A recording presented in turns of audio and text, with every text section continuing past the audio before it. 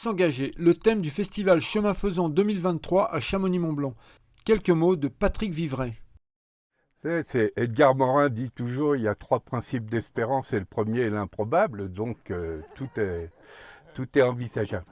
Non, si je repars effectivement à la fois de ce que disait Laurence et puis de ce que vient de nous dire Dominique, parce que l'une des définitions de la sagesse, le fameux terme de sapere qui a donné sapiens, mais sapere, ça veut dire aussi savourer, déguster. Donc l'une des grandes questions, c'est alors même que nous allons vivre des situations de plus en plus difficiles sur une terre qui devient en grande partie inhabitable, qu'est-ce que ça veut dire qu'une vie pleinement humaine et qui vaut encore le coup d'être vécue dans une telle situation? Alors, évidemment, il y a toute la partie qui reste absolument nécessaire, qui est empêcher encore l'aggravation, parce que, comme le dit souvent François de Gênes, c'est pas la même chose. Chaque degré va compter. Donc, tout ce qui est objectif de prévention est évidemment toujours d'actualité. Mais on est obligé aussi de se poser la question, à cause de toute façon des effets d'inertie que Dominique a rappelé, sur le fait qu'il y a des coûts de destruction qui sont de toute façon acquis en quelque sorte, et que ça va nous donner une situation où, en gros, la vie insouciante, la vie de pur divertissement au sens pascalien du terme, c'est-à-dire la capacité à se détourner des questions les plus essentielles, de ce qui compte vraiment, eh bien, ne sera plus possible. Et donc, on aura de plus en plus une situation où on aura d'un côté des situations de guerre, des situations de panique, des situations de type survivalisme, des personnes qui vont chercher à s'en sortir seules, et puis, ou seuls ou en petits groupes, mais dans leur coin, et puis d'autre part, la possibilité pour l'humanité de faire face à ces défis colossaux, précisément en devenant pour de bon sapiens sapiens. C'est Edgar Morin qui dit souvent, on a dit de notre espèce qu'on était des sapiens sapiens, on aurait mieux fait de nous qualifier de sapiens des minces, tant la part de démesure, de folie est importante. Mais nous aurons de plus en plus besoin, et là pour le coup la question de la philosophie deviendra une question très largement partagée, d'allier le premier sapiens, c'est-à-dire le sapiens de l'intelligence, et d'une intelligence créatrice et collaborative, parce que chacun des défis que tu as évoqués, ça suppose par exemple de réunir à chaque fois le maximum d'informations, le maximum d'argumentation, y compris divergente, pour aller ensemble vers une capacité de coopération qui, dans certains cas, va être une coopération pour au moins le moindre mal, toute la question du mal qu'évoque Laurence, dans un certain nombre de situations, pour aller peut-être vers des éléments positifs que l'humanité n'a jamais véritablement explorés, parce qu'elle vivait en quelque sorte dans une espèce de luxe qui lui permettait de ne pas se poser des questions essentielles. Donc ça, c'est la question du sapiens de l'intelligence, et on comprend bien qu'il faut que cette intelligence soit créatrice et coopérative. Parce que si c'est de l'intelligence destructrice, on en connaît déjà les effets, elle est mise au service de la guerre. Et puis le deuxième sapiens, c'est le sapiens de la sagesse, mais justement à entendre comme sapere, comme saveur, comme dégustation de la vie, donc une sagesse du bien vivre. C'est pas une sagesse ascétique, une sagesse puritaine, etc. C'est une sagesse qui pense qu'on ne peut pleinement affronter les défis qui sont devant nous que par une qualité de buen vivir, de bien vivre supérieure. Et là, ça veut dire venir attaquer à côté des trois risques majeurs que Dominique a rappelés sur un plan physique ou biologique, ce qu'on peut qualifier comme étant un autre dérèglement climatique et qu'au moment du 70e anniversaire de la Déclaration universelle des droits humains, plusieurs mouvements de citoyenneté et d'ONG internationales avaient appelé l'autre dérèglement qui était celui de la glaciation émotionnelle. Pourquoi cet autre dérèglement est aussi important, c'est que tous les problèmes fondamentaux que nous avons devant nous peuvent être traités à condition d'avoir une humanité qui développe cette intelligence créatrice et coopérative et une humanité qui développe un art de vivre supérieur. Donc en gros une humanité plus humaine, une humanité non pas évidemment inhumaine, mais pas non plus post-humaine, une humanité très humaine, pourrait-on dire. Or, ça, la difficulté principale, c'est que si nous avons, ce qui est aujourd'hui l'un des problèmes majeurs, une formidable montée des logiques d'intolérance, des logiques de haine, donc cette glaciation émotionnelle, ce que William Reich dans les années 30 avait appelé la peste émotionnelle, ce que Cynthia Fleury reprend dans son livre Sigil amer, etc. Si on est dans cette régression émotionnelle, alors à ce moment-là, on ajoute à tous les défis colossaux que Dominique nous a rappelés, le bon vieux défi que connaît l'humanité, qui est celui de la guerre de tous contre tous, mais sans qu'il y ait la moindre possibilité de plan B du côté de la nature. Et donc, la façon dont on crée les conditions d'une alternative à cette glaciation émotionnelle, qui va aussi très vite, et qui va au moins aussi vite que les effets que Dominique a rappelés tout à l'heure, devient un enjeu absolument majeur. Et là, ça veut dire que les questions qu'est-ce qui, malgré nos divergences, est capable de faire que, entre nous, nous ne rentrons pas dans des logiques de guerre, dans des logiques d'éradication d'autrui. C'est aussi le débat justement sur la violence, mais la violence au sens précis du terme, c'est-à-dire la violence qui veut éliminer l'autre, et en général de commencer par l'éliminer sur le plan physique, ou de le néantiser sur le plan psychique, il nous faut à tout prix éviter cette forme-là qui nous conduit à la guerre de tous contre tous, que ce soit les guerres civiles ou que ce soit les guerres internationales, et une grande partie des guerres internationales sont d'une certaine façon, on peut les qualifier de guerres civiles de l'humanité, si on prend le problème du point de vue de l'humanité dans son ensemble. Et là, l'enjeu, c'est justement ce qu'on dit dans les dialogues en humanité qu'évoquait Corinne hier, là, le 6, 7, 8 juillet à Lyon, comment on transforme de la logique de guerre et de violence en logique de conflit. Parce qu'il ne s'agit pas du tout de nier l'importance des conflits, l'importance des divergences qui sont extrêmement profondes, qui traversent les êtres humains. Mais l'art qui consiste justement à construire du conflit comme alternative à la guerre,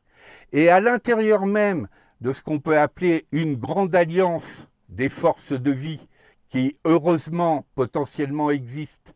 mais qui est aussi traversée par des divergences très importantes. Là, ce n'est pas simplement du conflit, c'est ce qu'on appelle par exemple de la construction de désaccords. Par exemple, on a bien vu entre nous que malgré le fait que nous soyons certainement très largement d'accord sur l'essentiel, il y avait des vraies divergences qui pouvaient nous traverser, et plutôt que de laisser ces divergences sous le tapis, faire en sorte qu'on les construise, c'est-à-dire qu'on distingue ce qui fait vraiment débat de ce qui est malentendu, soupçon, procès d'intention, c'est un art qui fait partie de la nouvelle forme d'intelligence et de la nouvelle forme de sagesse qu'il nous faut mettre en œuvre. Alors ça, effectivement, je prends juste une goutte de jaja,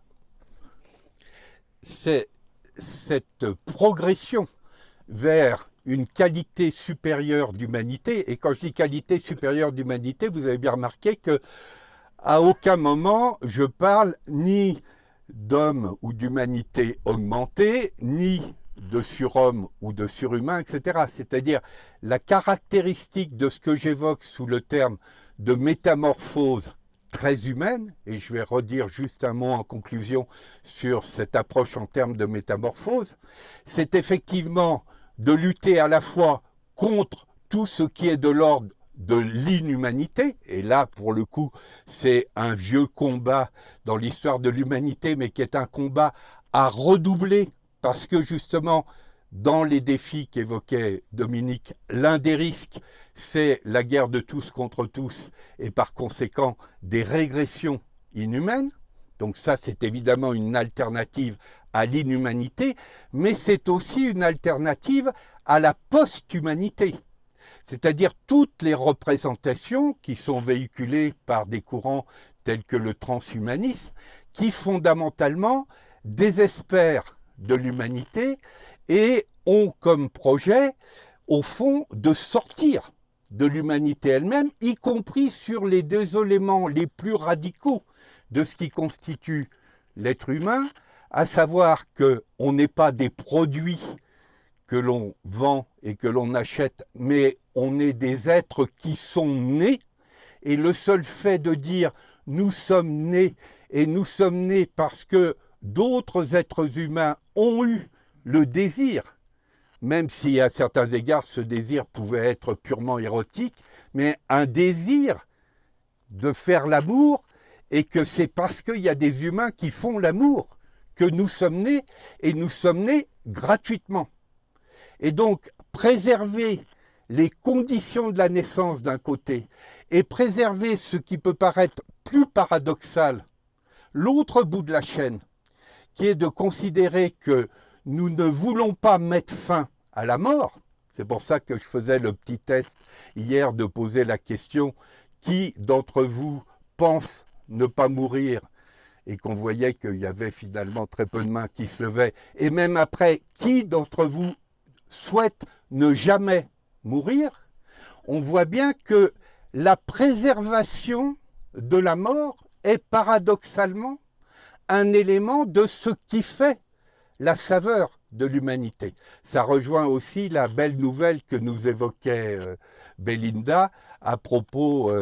de ce satellite de Jupiter, où les gens sont tellement heureux qu'ils ne veulent pas revenir. Et d'une certaine façon, le métier d'être humain, le ministère d'humanité, c'est aussi de devoir se colter à cette espèce compliquée, à cette espèce hybride, à cette espèce à bien des égards mal foutue, etc., mais qui a justement cette vocation, pourrait-on dire, de devoir s'atteler à cette tâche extraordinairement difficile, mais également passionnante. Et ça, vous voyez bien que ce n'est pas l'approche classique de la transition qui le permet. Parce qu'évidemment, si on raisonnait en termes de transition, on aurait largement de quoi être désespéré, parce qu'on est amené à dire, non seulement il y a quantité de choses qui ne vont pas dans le bon sens, qui ne vont pas assez rapidement, mais il y a même un certain nombre d'éléments qu'on considère comme cruciaux qui ont tendance à régresser. Alors que si on raisonne avec la métaphore, comme toute métaphore, il faut en faire un usage prudent, mais la métaphore de la métamorphose, et en pensant notamment à la métamorphose la plus connue qui est celle chenille-papillon, mais tout le vivant est traversé beaucoup plus de processus de type métamorphose que de type transition. Or, dans une métamorphose, vous avez ces trois éléments clés qui sont effectivement le stade des chenilles, le stade de la chrysalide et le stade du papillon.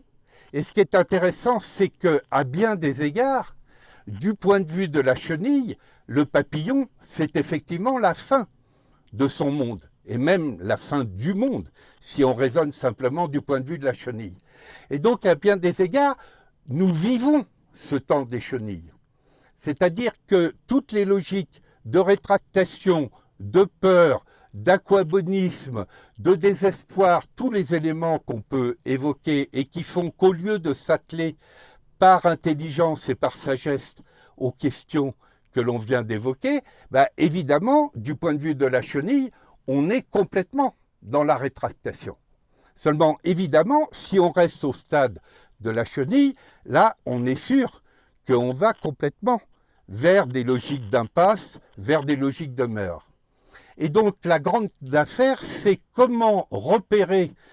au cœur même de la chenille ce qu'on appelle les cellules imaginales. Si on suit encore la métaphore, on sait qu'au sein de la chenille, les cellules imaginales qui vont porter ultérieurement l'image, le désir, l'envol du papillon, elles sont déjà présentes dans la chenille. C'est ce qu'on appelle ces cellules imaginales. Mais si jamais vous ouvrez une chenille dans sa phase de chrysalide, troisième temps, si vous ouvrez le cocon, vous avez l'impression que c'est de la pure bouillie. Donc l'une des questions importantes, et c'est pour ça que le discernement dont on a beaucoup parlé est essentiel,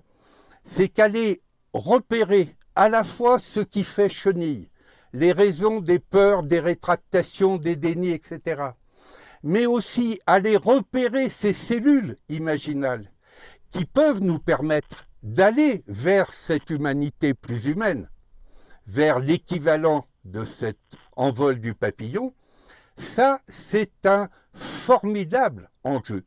C'est une formidable aventure, y compris une formidable aventure pour ce désir d'humanité qui fait que, comme le dit souvent Camille Etienne, qui malheureusement n'a pas pu être parmi nous, ça vaut le coup